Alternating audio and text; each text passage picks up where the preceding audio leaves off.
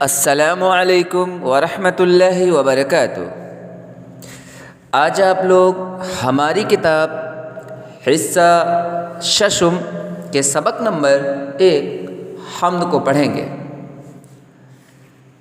اس حمد کے شاعر مولانا ابو المجاہد زاہد لخیم پوری ہیں۔ تو آئیے دیکھتے ہیں کہ مولانا ابو المجاہد زاہد نے کس قدر حسین انداز میں سوالیہ لہجے میں اپنے ان اشعار کے ذریعے سے لوگوں کو اللہ کی طرف، اللہ تعالیٰ کی عنایات کی طرف، اللہ تعالیٰ کی نعمتوں کی طرف متوجہ کیا ہے۔ دھوپ بھی اور چھاؤں بھی اے آدمی دیتا ہے کون؟ کیا کبھی سوچا کہ غم دیتا خوشی دیتا ہے کون؟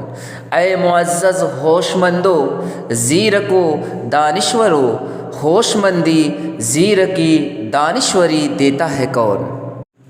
شاعر یہاں ہم انسانوں سے مخاطب ہے اور سوالیہ انداز میں وہ ہم سے پوچھ رہا ہے کہ دھوپ اور چھاؤں اے آدمی کون دیتا ہے؟ ڈیئر اسٹوڈنٹ، اے آدمی کے بعد جو نشان ہے اسے علامت فجائیہ کہتے ہیں۔ علامت فجائیہ یا علامت ندائیہ یعنی جب کسی کو مخاطب کرنا ہوتا ہے، جب کسی کو اپنی طرف متوجہ کرنا ہوتا ہے تو یہ نشان لگاتے ہیں۔ دھوپ اور چھاؤں، دھوپ کی ضد ہے چھاؤں، یعنی جہاں دھوپ کی شدت محسوس ہوتی ہے وہیں چھاؤں کی بھی ضرورت محسوس ہوتی ہے۔ تو یہی پوچھ رہے ہیں کہ دھوپ اور چھاؤں جیسی نعمت اے انسان کون دیتا ہے؟ کیا کبھی تم نے غور کیا، کبھی سوچا کہ غم اور خوشی کون دیتا ہے؟ غم اور خوشی ایک دوسرے کے اپوزٹ ہیں، ضد ہے۔ غم کا الٹا خوشی، غم کی ضد خوشی، یعنی غم کے بعد جو خوشی محسوس ہوتی ہے اس میں بہت خوشی ہوتی ہے، بہت سکون ملتا ہے نا؟ یہ کہہ رہے ہیں کیا کبھی سوچا کہ غم اور خوشی کون دیتا ہے؟ اے معزز ہوش مندو زیرکو دانشورو، معزز کہتے ہیں قابل عزت، ہوش مند عقل مند کو کہتے ہیں، زیرک چالاک کو کہتے ہیں، دانشور ذہین عالم کو کہتے ہیں۔ تو یہاں ہوش مندو جو ہے وہ درست ہوش مندوں ہیں، زیرکوں ہے، دانشوروں ہے، یہ جمع ہے ہوش مند کی۔ اور ہوش مندوں سے، زیرکوں سے، دانشوروں جن کا آخری حرف جو ہوگا نون گنہ ہوگا، نون گنہ ہٹ کیوں گیا ہے؟ اس کی وجہ یہ ہے کہ جب کسی کو زیادہ لوگوں کو پکارا جاتا ہے، زیادہ لوگوں کو اپنی طرف متوجہ کیا جاتا ہے تو زیادہ لوگ وہ جمع جو ہو جاتے ہیں نا، جیسے لوگ سے لوگوں ہے نا، اور جب زیادہ لوگوں کو کہا جائے کہ اے لوگوں تو اے لوگوں نہیں، نون گنہ کو ہٹا دیں گے، اے لوگوں کہیں گے، یہ طریقہ ہوتا ہے۔ ہاں شاعر دانشوروں کو، چالاک لوگوں کو، عقل مندوں کو، عالموں کو، سب کو اپنی طرف متوجہ کر کے اسے پوچھ رہے ہیں، سوال کر رہے ہیں کہ آپ کے اندر یہ چالاکی، یہ دانائی، یہ عقل مندی، یہ سوجھ بوجھ، یہ فکر کون دیتا ہے؟ آگے دیکھیے، کون اپنی حمد کی توفیق دیتا ہے مجھے، حمد کے شایان شاں الفاظ بھی دیتا ہے کون؟ ان اشعار میں مولانا ابو المجاہد زاہد نے اپنی طرف متوجہ کر کے کہا ہے کہ اپنی تعریف کی، اپنی ثنا کی، اپنے شکر کی توفیق کون دیتا ہے؟ توفیق دینا، ہدایت دینا، رہنمائی کرنا، یعنی اپنی تعریف کی ہدایت کون دے رہا ہے مجھے، اور اپنی تعریف کرنے کے لیے، یعنی اللہ تعالیٰ کی تعریف کرنے کے لیے الفاظ بھی ہونے چاہیے۔ اللہ تعالیٰ کی تعریف کرنے کے لیے اللہ تعالیٰ کو سامنے رکھتے ہوئے اللہ تعالیٰ کی بزرگی، اللہ تعالیٰ کی شان، اللہ تعالیٰ کی عظمت کو سامنے رکھتے ہوئے ہی تعریف کریں گے، ہے نا؟ تو جب اللہ تعالیٰ کی تعریف کریں گے تو وہ لہجہ الگ ہوگا، وہ الفاظ الگ ہوں گے، وہ انداز الگ ہوگا۔ تو انداز کون دیتا ہے؟ وہ الفاظ کون دے رہا ہے اپنی تعریف کے؟ آگے دیکھیے، یہاں حمد کے شایان شان، اس کا معنی یعنی تعریف کے قابل، حمد کے شایان شان الفاظ بھی دیتا ہے کون؟ یعنی تعریف کے قابل الفاظ کون دیتا ہے؟ کون ذہن میں لاتا ہے ان الفاظ کو جن کے ذریعے سے ہم اللہ تعالیٰ کی تعریف کرتے ہیں؟ آگے دیکھیے، سوچتا رہتا ہوں سن کر پنچھیوں کے چہچہے، بے زبانوں کو یہ لے یہ نغمگی دیتا ہے کون؟ یہاں شاعر کہہ رہا ہے کہ میں پنچھیوں کے چہچہے کو سن کر سوچتا رہتا ہوں۔ پنچھی کہتے ہیں ان چڑیوں کو، ان پرندوں کو جن کی آواز میں ترنم ہوتا ہے، جن کی آواز میں شیرینی ہوتی ہے، جن کے بول میٹھے ہوتے ہیں، جن کو ہم سب سننا پسند کرتے ہیں۔ جیسے کوئل کی آواز لے لو، اس کو پنچھی کہیں گے کیونکہ اس کوئل کی آواز کو ہم سب سننا پسند کرتے ہیں۔ کوا کی آواز لے لو، کوا کی آواز سے ہم سب نفرت کرتے ہیں، اس لیے اس کوے کو پنچھی نہیں کہیں گے، ہے نا؟ تو شاعر کہہ رہا ہے کہ ان پنچھیوں کے چہچہے کو سن کر سوچتا رہتا ہوں کہ ان بے زبانوں کو، جن کے پاس بولنے کی، سمجھنے کی صلاحیت نہیں ہے، بولنے کی صلاحیت نہیں ہے، ان کو یہ لے، یہ آواز، یہ لہجہ، یہ انداز، یہ نغمگی، یہ ترنم، یہ گیت کون دیتا ہے؟ اتنے اچھے انداز میں یہ کو کو کو کرتے ہیں، اتنے اچھے انداز میں یہ میٹھے بول بولتے ہیں، تو یہ کون دیتا ہے؟ کون حور صبح کو دیتا ہے جھومر مہر کا، شب کو تاروں کی جھمکتی اوڑھنی دیتا ہے کون؟ حور صبح کی خوبصورتی، صبح کی خوبصورتی، حور کہتے ہیں خوبصورتی کو، حور کہتے ہیں بہت زیادہ خوبصورتی کو، ہے نا؟ ویسے تو آپ نے سنا ہوگا جنت میں حور ہوگی، اسی کی مناسبت سے یہاں حور صبح کو حور سے تشبیہ دی گئی ہے کہ صبح کی خوبصورتی۔ جھومر ایک قسم کا زیور ہے جو ماتھے پہ لگایا جاتا ہے، مہر کہتے ہیں سورج کو۔ تو آئیے دیکھتے ہیں شاعر کیا کہنا چاہ رہے ہیں کہ کون حور صبح کو دیتا ہے جھومر مہر کا، شب کو تاروں کی چمکتی اوڑھنی دیتا ہے کون؟ یعنی صبح کی خوبصورتی کو سورج۔ ڈیئر اسٹوڈنٹ، آپ نے عورتوں کو دیکھا ہوگا کہ جب وہ اپنے ماتھے پہ زیور جھومر کی شکل میں جو ہوتا ہے لگا لیتی ہیں تو اس زیور کے ذریعے سے پورے چہرے کی کشش بڑھ جاتی ہے، پورے چہرے کی خوبصورتی بڑھ جاتی ہے۔ شاعر یہاں پر یہی کہنا چاہتے ہیں کہ سورج کو جھومر کے ذریعہ خوبصورتی دے کر پوری صبح کو خوبصورت بناتا ہے۔ بنانے والا کون ہے؟ پوری کائنات کو رونق بخشنے والا کون ہے؟ پوری دنیا کو صبح کے وقت جب سورج نکلتا ہے کتنا خوبصورت، کتنا پرلطف اور کتنا دل موہ لینے والا منظر ہوتا ہے، ہم سب کو پسند آتا ہے صبح کے وقت جب سورج نکلتا ہے۔ تو شاعر یہی کہہ رہا ہے کہ صبح کو سورج کے ذریعے سے پوری کائنات کو خوبصورتی کون دیتا ہے، اور رات کو، شب کہتے ہیں رات کو، تاروں کی جھمکتی اوڑھنی دیتا ہے کون؟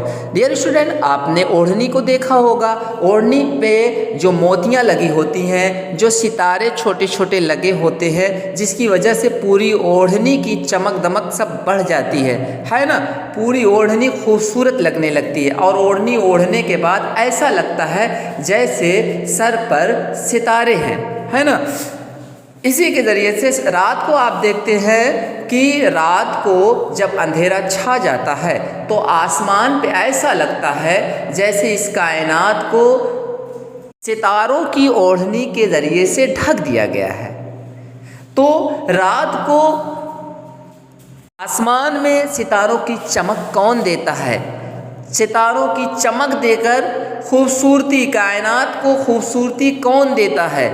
یہ ستارے، یہ گل و لالا، یہ رنگی تتلیاں، ان حسینوں کو ادائے دلبری دیتا ہے کون؟ یہ ستارے ہیں جو چمک رہے ہیں، جو خوبصورت ہے، یہ گل و لالا ایک خوبصورت پھول کا نام ہے۔ یہ رنگی تتلیاں، یہ جو رنگ برنگ کی تتلیاں ہیں، جو خوبصورت تتلیاں ہیں، ان حسینوں کو ادائے دلبری دیتا ہے کون؟ ادائے دلبری دل موہ لینے والی ادا ہے نا، یعنی ایسی ادا جس کو دیکھنے کے بعد اسے پانے کی خواہش ہو، ہے نا۔ جیسے ایک بہترین کھلا ہوا گلاب ہم دیکھتے ہیں، دیکھنے کے بعد اسے توڑنے کی خواہش رکھتے ہیں نا۔ تتلیاں اڑتی ہیں، خوبصورت لگتی، پکڑنے کی خواہش رکھتے ہیں، ہے نا۔ ستارے رات میں ہم دیکھتے ہیں، خوبصورت لگتے ہیں اور جی چاہتا ہے آسمان سے اسے توڑ لائیں، ہے نا۔ شاعر کہتا ہے یہ ستارے جو ہیں، یہ پھول جو ہیں، یہ رنگ برنگ کی تتلیاں جو ہیں، ان کو خوبصورتی کون دیتا ہے؟ ایسی خوبصورتی جس کو پانے کی ہر ایک کو چاہت ہو، جس کو پانے کی ہر ایک میں خواہش ہو۔ ہر کوئی چاہنے لگتا ہے کہ میں اسے پالوں، میں ستارے کو لے لوں، میں گل و لالا کو لے لوں، میں تتلیوں کو پکڑ لوں، ہے نا۔ ان کو ایسی ادائیں، دل موہ لینے والی ادائیں کون دیتا ہے؟ ہیں تو سب چہرے مگر ایک دوسرے سے مختلف، ہر نئے انسان کو صورت نئی دیتا ہے کون؟ اس کائنات میں چہرے تو بہت ہیں، سب چہرے ہی ہیں، اس پوری کائنات میں سب چہرے ہیں، مگر ایک کا چہرہ دوسرے سے نہیں ملتا ہے۔ میرا چہرہ دوسرے سے نہیں ملتا ہے، ڈیئر اسٹوڈنٹ آپ کا چہرہ دوسرے سے نہیں ملتا ہے۔ تو یہ کمال کس کا ہے؟ یہ کاریگری کس کی ہے کہ ہر نئے انسان کو، جو بھی انسان پیدا ہوتا ہے، ہر انسان کو نئی صورت دے کر دنیا میں بھیجتا ہے۔ ہر نئے انسان کو نئی صورت دینے والا کون ہے؟ کون ہے رب دو عالم قل هو اللہ احد، وہ نہیں تو ساز و برگ زندگی دیتا ہے کون؟ شاعر یہاں کوشچن کر رہا ہے اور آگے اس کا جواب بھی دے رہا ہے۔ پہلے کوشچن کر رہا ہے، پھر جواب دے رہا ہے۔ سوالیہ انداز میں شاعر یہاں پوچھ رہا ہے کہ کون ہے رب دو عالم؟ رب کہتے ہیں پالنے والا، مالک، دو عالم، عالم دنیا، دو عالم دو جہاں کا مالک، دو جہاں کا والی، دو جہاں کا مالک کون ہے؟ دونوں جہاں کا نظام چلانے والا کون ہے؟ پوری کائنات کا نظام چلانے والا کون ہے؟ پوری کائنات کا نظام کس کے قبضے قدرت میں ہے؟ قل هو اللہ احد، کہہ دو وہ اللہ ہے جو ایک ہے، وہ نہیں تو ساز و برگ زندگی دیتا ہے کون؟ اور اگر اس کو نہیں مانتے ہو، اگر اللہ کو اپنا معبود نہیں مانتے ہو، اللہ کو اپنا رب نہیں مانتے ہو، اللہ کو اپنا رازق نہیں مانتے ہو، اللہ کو اپنا خالق نہیں مانتے ہو، تو کون ہے جو زندگی کے ساز و سامان دیتا ہے؟ کون ہماری زندگی کی ضروریات کو پوری کرتا ہے؟ ہماری زندگی میں جن جن چیزوں کی ضرورتیں ہوتی ہیں اسے کون پورا کرتا ہے؟ ان ضرورتوں کو پورا کرنے والا کون ہے؟ اگر وہ نہیں ہے تو کون ہے؟ پھر بتاؤ، پوچھتا ہے کون اے زاہد میرے اشک علم، میرے ہونٹوں کو مسرت کی ہنسی دیتا ہے کون؟ یہاں ڈیئر اسٹوڈنٹ زاہد کے اوپر ایک نشان ہے نا، زاہد کے اوپر، زاہد کے بات تو ہے، اس کے بارے میں بتایا کہ علامت فجائیہ ہے، علامت ندائیہ ہے، یعنی جب کسی کو اپنی طرف متوجہ کرنا ہوتا ہے۔ زاہد کے اوپر بھی ایک نشان ہے، یعنی جب اشعار میں اس طریقے کا نشان پایا جائے کسی بھی لفظ کے اوپر، تو پہلے تو وہ سمجھ لیجئے کہ شاعر کا نام ہے، یعنی شاعر کا تخلص ہے، اس کو تخلص کہتے ہیں، جو آگے آپ کو بتایا جائے گا ہے نا, جس کے ذریعے سے شاعر پہچانا جاتا ہے نا. تو یہاں اپنے نام کے ذریعے سے, اپنے تخلص کے ذریعے سے مولانا ابو المجاہد زاہد کہہ رہے ہیں کہ کون ہے جو میرے اشک علم, اشک کہتے ہیں آنسو کو, علم کہتے ہیں دکھ, تکلیف, غم میں ہی آنسو آتے ہیں, ہے نا. تو یہاں کہہ رہے ہیں کہ غم میں, دکھ میں, تکلیف میں جب آنکھوں سے آنسو گرتے ہیں, جب آنسو آتے ہیں, جب ہم تکلیف محسوس کرتے ہیں, تو اس وقت ان آنسو کی قدر کون کرتا ہے, ان آنسو کو کون پوچھتا ہے. میرے ہونٹوں کو مسرت کی ہنسی دیتا ہے, اور آنسو پوچھ کر پھر ہونٹوں پر خوشی کی ہنسی کون دیتا ہے. اسٹوڈنٹ, ہم جب تکلیف میں ہوتے ہیں, ہم جب دکھ میں ہوتے ہیں, ہماری آنکھوں سے آنسو گرنے لگتے ہیں, اور کوئی تسلی ہمیں دینے لگتا ہے نا, کوئی ہمارے سر پر ہاتھ پھیرتا ہے, ہمیں تسلی دیتا ہے, ہمارے آنسو کو پوچھتا ہے, تو ہم اندر سے مضبوطی محسوس کرتے ہیں, ہم اندر سے خوشی محسوس کرنے لگتے ہیں. تو یہاں مولانا ابو المجاہد زاہد یہی کہہ رہے ہیں کہ دکھ اور تکلیف میں میرے آنکھوں سے جو آنسو جاری ہوتے ہیں, جو نکلتے ہیں, وہ کون پوچھتا ہے, اور آنسوؤں کو پوچھ کر پھر اس دکھ کو, اس تکلیف کو خوشی میں کون بدلتا ہے نا. میرے ہونٹوں کو کون خوشی کی ہنسی دیتا ہے نا. تو امید ہے آپ سب اچھے سے سمجھ گئے ہوں گے. اب اس ویڈیو کے ذریعہ آپ سے نئے سوالات بنائیں, اور ان سوالات کے جوابات خود کریں, خود لکھیں, اور الفاظ جو ہیں نئے الفاظ کے معنی بھی بتائے گئے ہیں, ان کو بھی نوٹ کیجئے. کچھ آپ کے بک میں ہیں, ان کو بھی نوٹ کیجئے, ہے نا. الفاظ کی ضد وغیرہ پر بھی اچھے سے کیئر کیجئے. Thank you.